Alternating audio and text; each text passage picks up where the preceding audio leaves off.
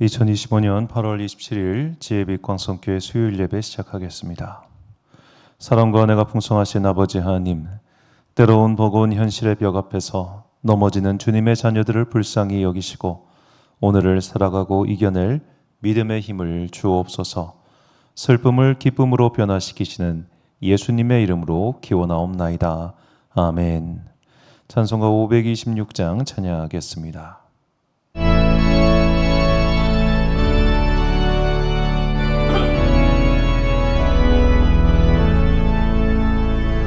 목마른 자들아 다 이리 오라. 이곳에 좋은 샘 흐르도다. 힘쓰고 애씀이 없을지라도 이 샘에 오며 다 마시겠네. 이 샘에 솟는 물 강같이 흘러 온 천하 만국에 다 통하네. 인보나 귀천이 분별이 없이 다 와서 쉬고 또 마시겠네. 생명수 샘물을 마신 자마다 목 다시 마르지 아니하고 속에서 솟아나 생수가 되어 영원히 솟아 늘 풍성하리. 이 샘의 이름은 생명의 샘물, 저수정빛같이 늘 막도다. 어린 양 보좌가 근원이 되어 생명수 샘이 늘 그치지 않네.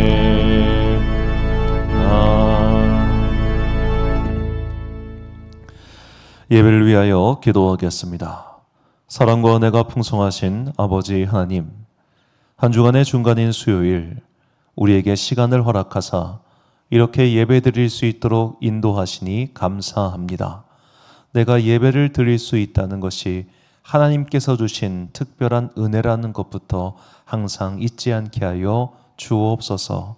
내가 특별히 도덕적으로 잘 살았기 때문에 하나님께서 예배자의 자격을 주신 것이 아니며 내가 특별히 주님을 위해서 무언가를 더 많이 했기 때문에 그 공로에 힘입어 예배자의 자격을 주신 것도 아니라는 것, 오직 예수 그리스도 그 보혈의 공로로 말미암아 나에게 은혜의 자리에 들어갈 수 있는 자격을 주셨다는 것, 이것을 잃지 않고 항상 겸손하게 주님의 은혜를 사모하며 살아가는 당신의 자녀들 되게 하여 주옵소서.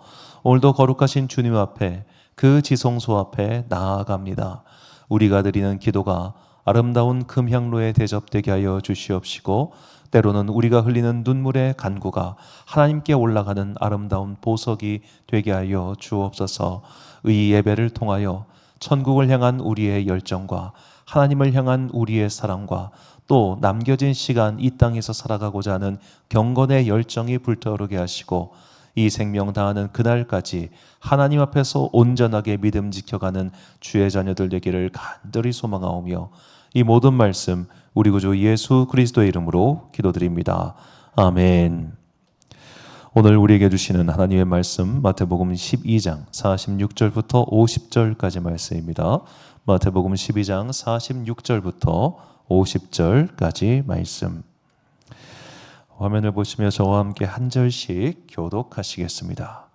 예수께서 무리에게 말씀하실 때에 그의 어머니와 동생들이 예수께 말하려고 밖에 섰더니 한 사람이 예수께 여짜오되 보소서 당신의 어머니와 동생들이 당신께 말하려고 밖에 서 있나이다 하니 말하던 사람에게 대답하여 이르시되 누가 내 어머니며 내 동생들이냐 하시고 손을 내밀어 제자들을 가리켜 이르시되 나의 어머니와 나의 동생들을 보라.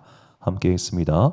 누구든지 하늘에 계신 내 아버지의 뜻대로 하는 자가 내 형제요 자매요 어머니라 하시더라. 아멘. 성도는 혼자여도 괜찮다라는 제목으로 하나님의 말씀 선포하겠습니다. 지난 시간 잠시 말씀드렸지만 저에게는 이 삶의 마지막 모습을 좋은 모습을 보여주신 분들이 계십니다.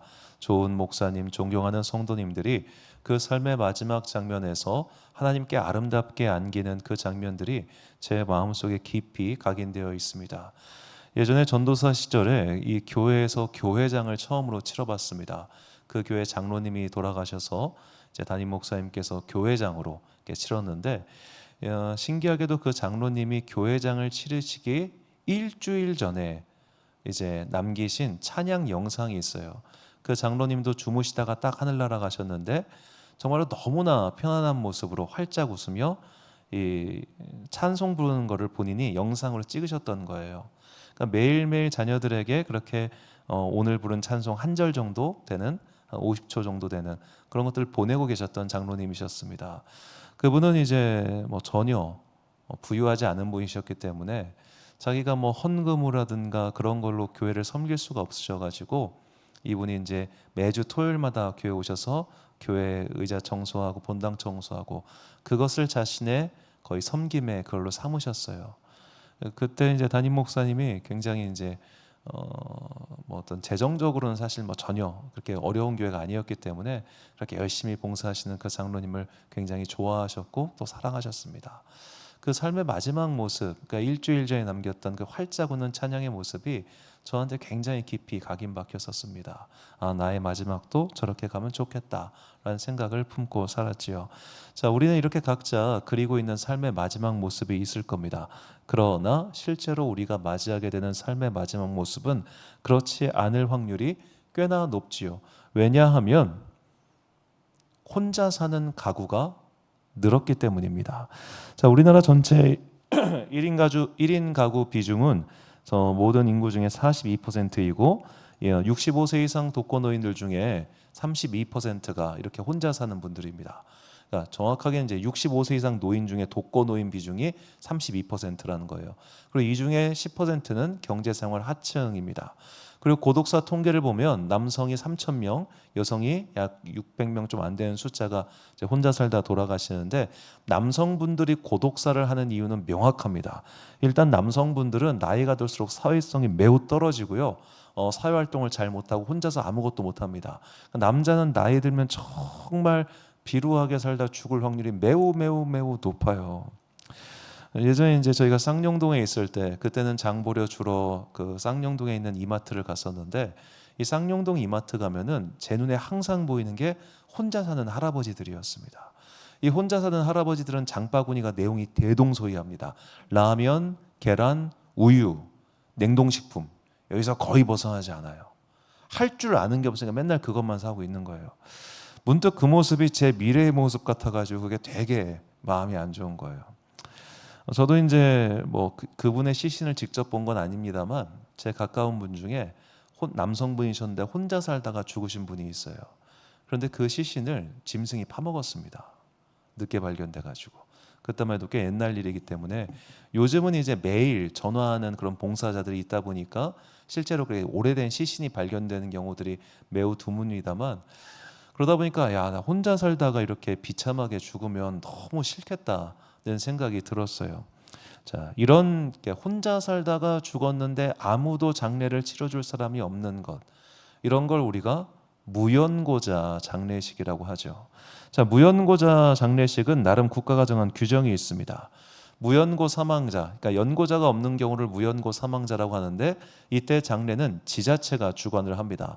그래서 공영장례식장, 시립승화원에서 그 시신을 일단 모시고 나서 이게 당일날 바로 처리하는 경우도 있고 3일 동안 봉사자가 있을 경우, 그러니까 그 시민 상주라고 하는데 봉사자가 있을 경우는 누가 올 수 있게 기다려주고 만약 봉사자도 없다 그럼 당일날 화장 처리를 합니다. 그래서 화장하고 공고한 이후 5년 보존한 이후에 매장을 하죠. 제가 목사란 직업이 항상 장례식장 기웃기웃 거리는 게 직업이잖아요. 가보면 혼자 이 무연고자 장례식 화장을 하는 걸 본 적이 있습니다. 운구도 간편합니다. 기계가 운구를 해요. 딱 하고 띵 쭉 갑니다. 그리고 바로 그냥 구릉 활활활활 뭐 조문하고 막 앞에서 뭐 묵념하고 이런 거 아무것도 없어요. 아무것도. 정말로 그냥 뭐 짐작 처리하듯이 둥당당 궁광방붕 하고 하렵니다. 그 모습을 보면서 나 내 마지막에 저러고 싶진 않은 거예요. 근데 저는 확률상 그런 확률이 매우 높아요. 그래서 마음속에 좀 이런 것들 근심이 있었는데 이번에 제가 자세히 조항을 알아보니까 꼭 그렇지는 않겠더라고요. 자, 장례에 대한 우리나라 법률이 있습니다. 이 장례에 대한 법률에서 연고자에 대해서 이렇게 정의를 하여, 자, 연고자란 사망한 자와 다음 강목에 관계 있는 자로서 뭐 작은 것들은 의미가 없어서 배우자, 자녀, 부모, 직계비속, 직계종속, 현계자매, 그러니까 나의 혈연 관계나 배우자, 자녀가 있으면 당연히 그가 연고자가 되겠죠. 그런데 그런 게 없는 정말로 천의 고아가 됐다 칩시다. 자식도 없고, 직계비속이란 건 손주를 뜻합니다. 자식이 없는데 손주가 어떻게 있어요? 자, 부모 외에 직계 존속이란 건 할아버지 할머니를 뜻하는데 부모님이 들어가셨는데 뭐 할아버지 할머니가 있을 리가 있나? 자, 형제 자매도 다 갔어요. 진짜 나 혼자예요. 그러면 아무도 나의 연고자가 돼줄 사람이 없을 수 있잖아요. 행정기관이나 보호기관의 장이라고 하는 건 병원장이나 혹은 뭐 그런 사람들 뜻하는데 이런 사람들이 솔직히 뭐 내 장례를 대신 치러줄 겁니까? 그건 아니지 않습니까? 자, 그런데 보니까 이 법률 뒤쪽에 아주 상세하게 규정을 해놨는데 이런 규정이 나와요. 12조에 보니까 무연고 시신들의 처리에 대한 항목에서 무연고 사망자가 사망하기 전 장기적 지속적인 친분 관계를 맺은 사람 또는 종교 활동 및 사회적 연대 활동 등을 함께 한 사람 등은 장례의식을 주관하게 할 수 있다라고 우리나라 법률에 규정이 되어 있습니다.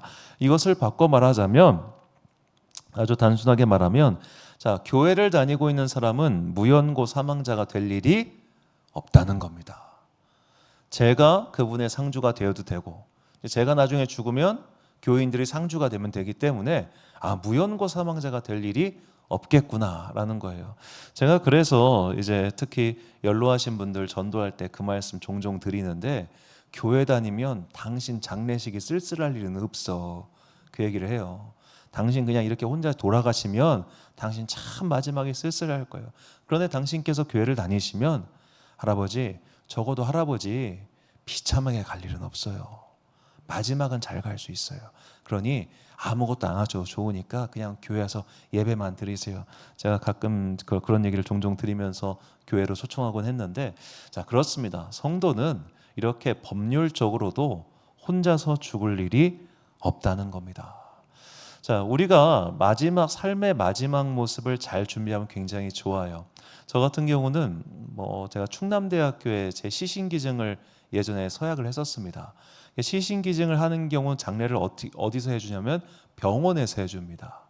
저희 지역 목사님 중에 작년인가 재작년에 이제 시신기증을 하셔가지고 병원에서 장례 주관하는 거, 단국대병원이었던가요? 하여튼 거기서 하는 거를 쓱 옆에서 봤었는데 아주 잘 해주셨습니다.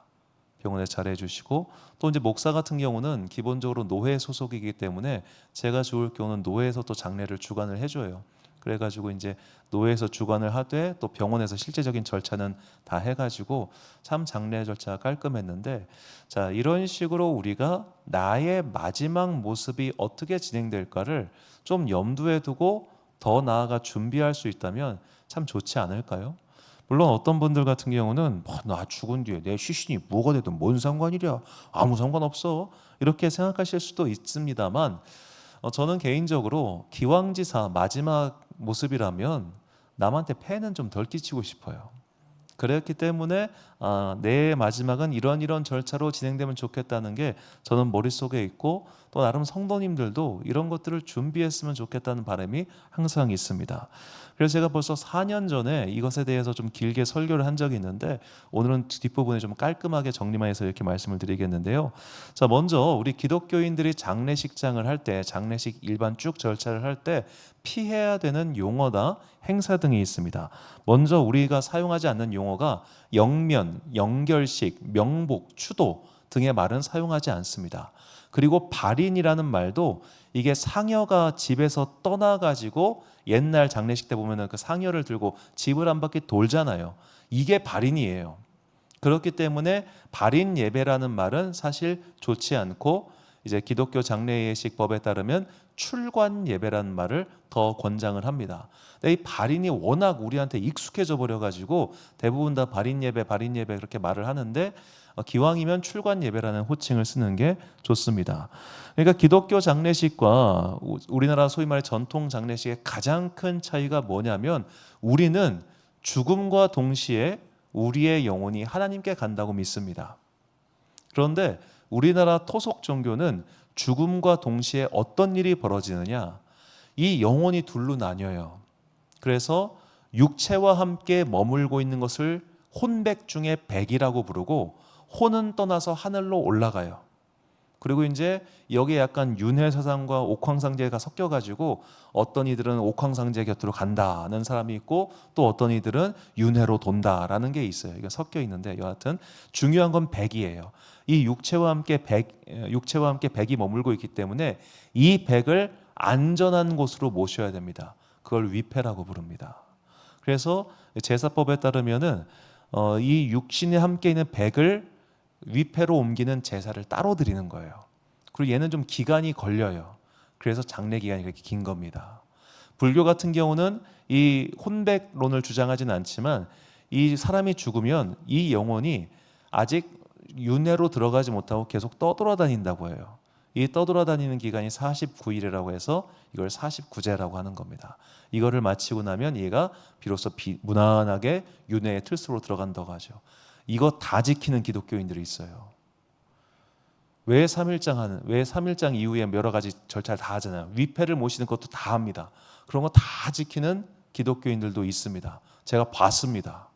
상여를 들고 한 바퀴 도시더라고, 집을. 안수 집사님이다. 너무 황당한 거예요. 이걸 어떻게 하면 좋을까? 근데 그 순간에 목사가 지도를 해줄 수가 없어요. 왜냐하면 이분은 너무 슬퍼요. 유족은 너무 슬프기 때문에 우리 엄마, 우리 아빠를 위해서 그야말로 유불선 통합입니다. 모든 좋은 걸 다 해주고 싶은 거예요. 좋은 데 가시라고. 뭔지 이게 도대체. 그래서 정말로 이제 그런 어떤 모르기 때문에 그렇게 하는 것도 있고, 또 슬픔에 너무 과해가지고 그렇게 하는 경우도 있는데, 자, 그런 것들을 우리가 미리미리 정해두지 않으면 정말 엉뚱한 대로 새는 경우가 많더라는 거죠. 그래서 이 기독교인들의 장례의식 절차 순서를 쭉 보면, 먼저 임종 예배가 있습니다. 그러니까 시신을 안치한 이후에 임종 예배를 드리고, 그리고 입종 후 24시간 이후가 지나서 입관 예배를 드립니다. 이 입관 예배 시에는 이제 가족이 있는 경우는 가족들과 함께, 가족이 없는 경우는 성도들과 함께 시신을 앞에 두고 예배를 드리게 되죠.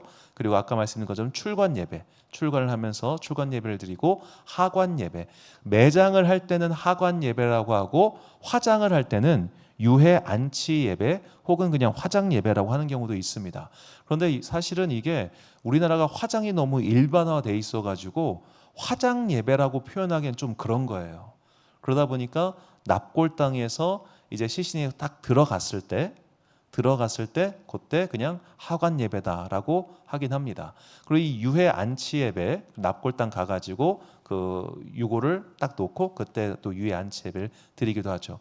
위로 예배는 어떤 경우를 뜻하느냐? 장례식장에서 유족들과 함께 드리는 걸 위로 예배라고 하고, 또 장례 후에 남은 유족 혹은 상주들과 함께 드리는 것도 위로 예배라고 합니다. 자, 그러면 이제 추모 예배는 무엇인가? 추모 예배. 자, 고인께서 돌아가신 날에 드린 예배를 보통 추모 예배라고 부르는데, 자, 원래 기독교 전통에는 추모 예배가 없습니다. 원래 없어요.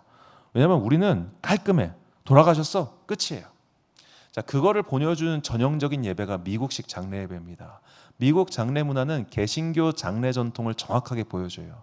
그래서 사람들은 이제 교회에서 시신 앞에 두고 고인과의 추억을 이야기하면서 웃고 떠들잖아요. 그때 얘가 이런 일이 있었는데 얼마나 웃겼는지 몰라.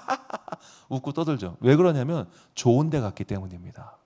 지금 살고 있는 것보다 좋은 데 갔다고 믿고 있기 때문에 그들의 물론 슬프고 물론 괴롭지만 최대한 고인과의 즐거웠던 추억을 생기하면서 함께 웃고 즐겁게 떠나보내주는 거죠.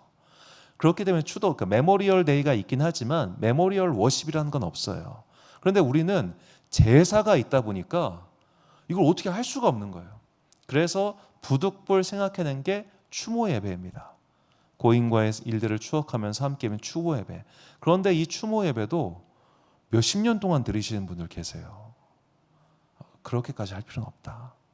왜냐하면 이미 고인의 영은 하나님과 함께 좋은 곳에 계시기 때문에 우리가 그를 생각하면서 슬퍼하고 애통해하고 추모 자체가 그를 추억하면서 가슴 절여한다는 뜻이거든요. 그럴 이유가 없다. 좋은 곳에 계신 분을 뭐하러 이렇게 가슴 절여해요. 돌아가셨다. 잘됐다. 이거죠. 자, 그래서 이 장례 예배자들이 품어야 할 바른 믿음이 무엇인가? 죽은 사람은 곧장 하나님 곁으로 간다는 겁니다. 하나님께 그를 의탁하는 마음으로 예배를 드려야 됩니다. 또한 우리는 예배의 중심에 사실은 예배의 대상이 누구냐? 슬픔 당한 유족들이에요. 돌아가신 분은 이미 좋은 곳에 갔어요. 그럼 남겨진 가족들이 위로를 받으며 천국의 소망을 일깨우도록 하는 것이 장례 예배이고, 그리고 죽음과 부활의 메시지를 전함으로써 믿지 않는 자들을 전도하는 시간인 겁니다. 자, 그래서 기독교 장례 예식은 엄중하긴 해야 하나 무조건 비통하고 슬픔에 잠겨 있기만 해도 안 되는 거죠. 이게 사실은 되게 어려워요. 특히 자녀가 죽었을 때. 목사님들도 자녀가 먼저 하늘나라 가는 경우들이 왕왕 있지 않습니까? 이게 머리로는 예배를 이렇게 드려야 돼 알고 있는데 가면은 미쳐버리겠다는 거예요. 너무 막 가슴이 아려가지고. 그러니까 저희 선배 목사님 한 분도 아직 미성년자인 딸이 하늘나라를 먼저 가니까 이게 자기가 자기를 어떻게 하지를 못하더라고요. 그래서 이제 교회까지 사임한 형도 있었어요. 너무 슬프니까 열 몇 살밖에 안 된 애가 사고로 갑자기 죽으면 그렇게 되지 않겠습니까? 그러니까 이론은 이렇다는 거예요.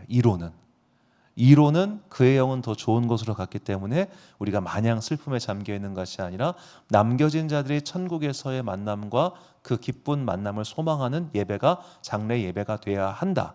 그러나 인간적인 마음에서 슬픔이 불러오는 그것까지 뭐라고 해서는 안 돼요. 이론은 이론일 뿐 내 이 감정들 그런 것들에 대해서는 우리가 또 인정하고 받아줘야 됩니다. 자, 그렇기 때문에 가장 중요한 것, 성도는 내가 혼자 있건 가족과 함께 있던 혹은 가족과 어떤 관계를 맺고 있던 간에 내 마지막에 대해서 그렇게 두려워할 필요가 없습니다. 왜냐하면 이미 우리 모두가 한 형제, 자매, 가족으로 묶여있기 때문이죠. 오늘 예수님께서 이렇게 말씀하세요. 49절에서 50절 말씀 보니까 손을 내밀어 제자들을 가리켜 이르시되 나의 어머니와 나의 동생들을 보라. 누구든지 하늘에 계신 내 아버지의 뜻대로 하는 자가 내 형제요 자매요 어머니니라 하시더라. 아멘.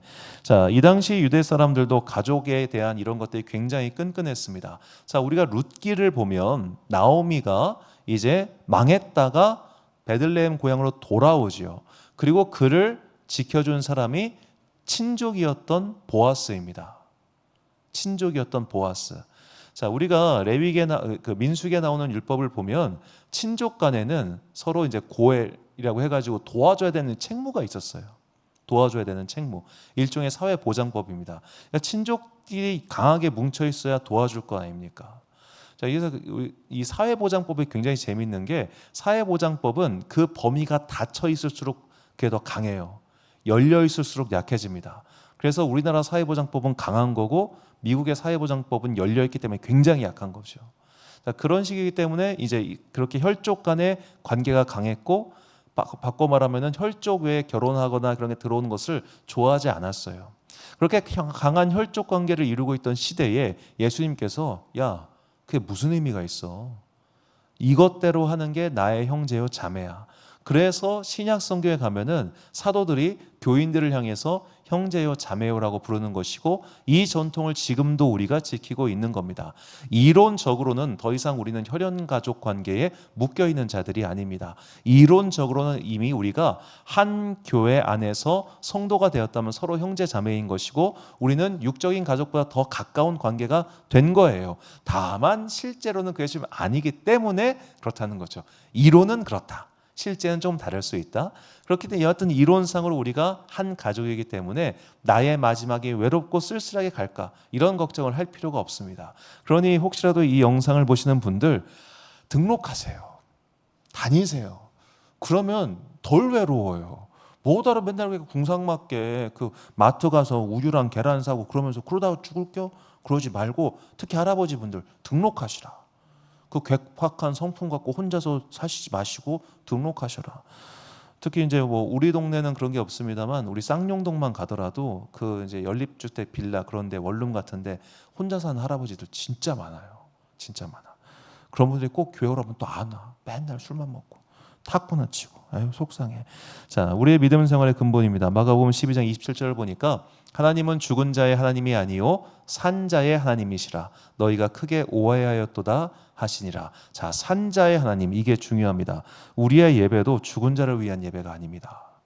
우리의 장례 예배는 살아있는 자들을, 즉 남겨져 있는 성도들과 가족들을 위한 예배예요.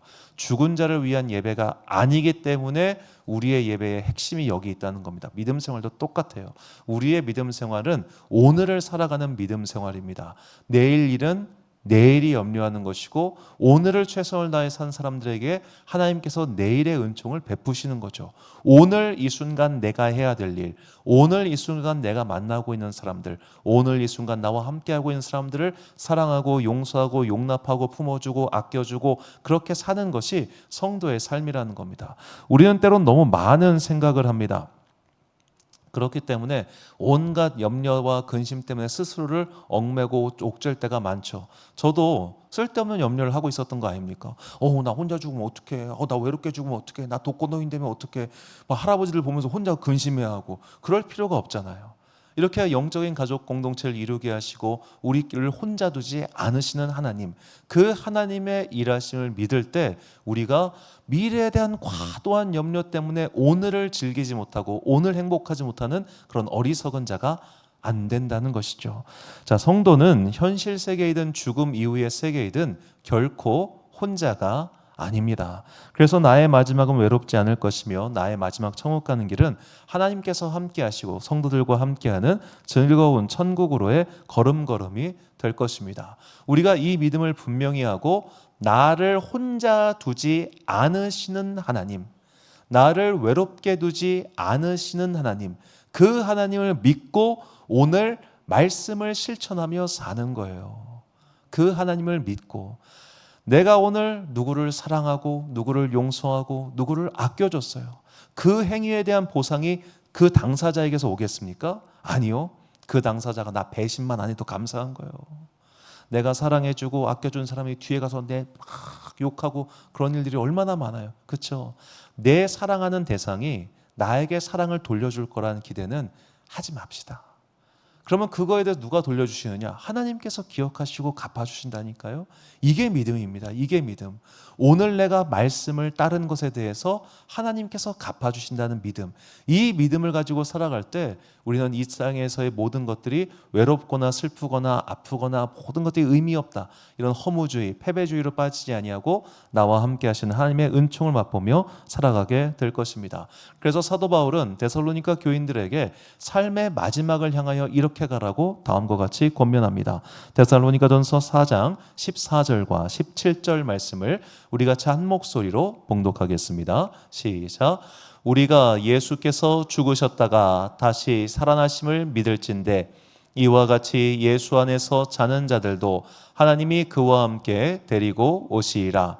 그 후에 우리 살아남은 자들도 그들과 함께 구름 속으로 끌어올려 공중에서 주를 영접하게 하시리니 그리하여 우리가 항상 주와 함께 있으리라.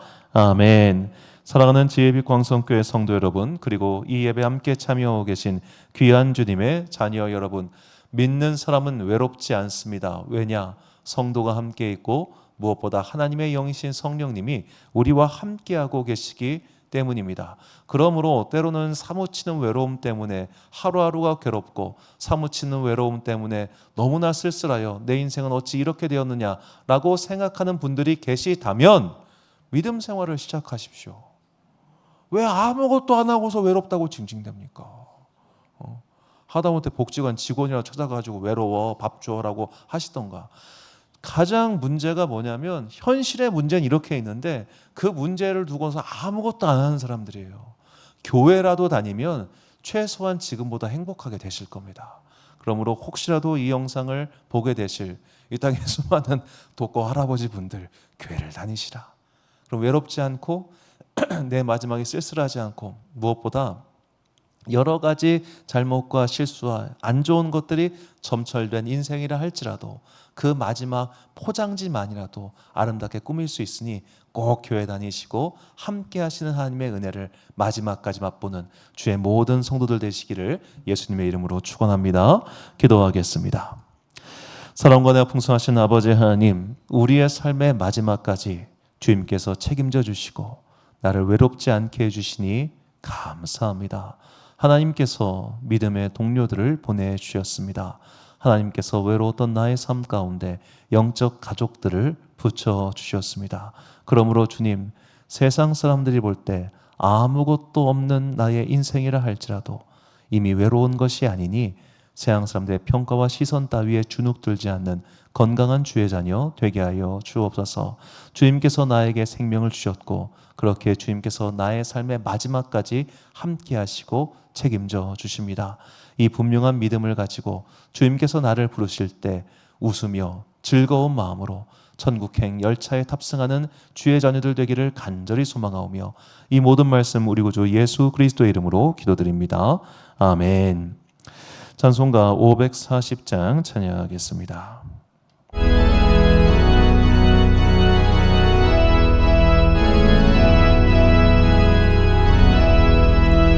주의 음성을 내가 들으니 사랑한단 말이세. 믿는 마음으로 주께 가오니 나를 영접하소서.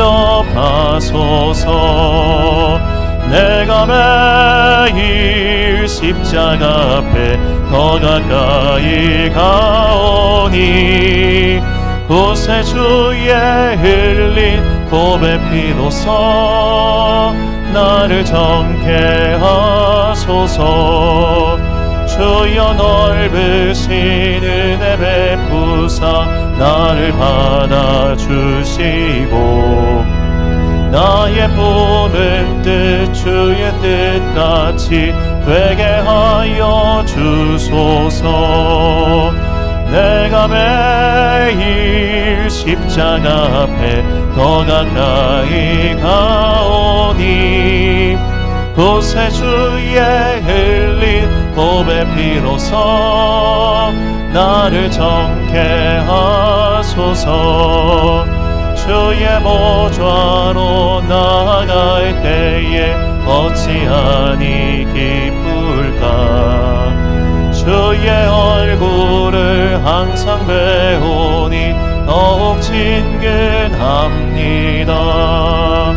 내가 매일 십자가 앞에 더 가까이 가오니 곳에 주의 흘린 보배 피로써 나를 정케 하소서.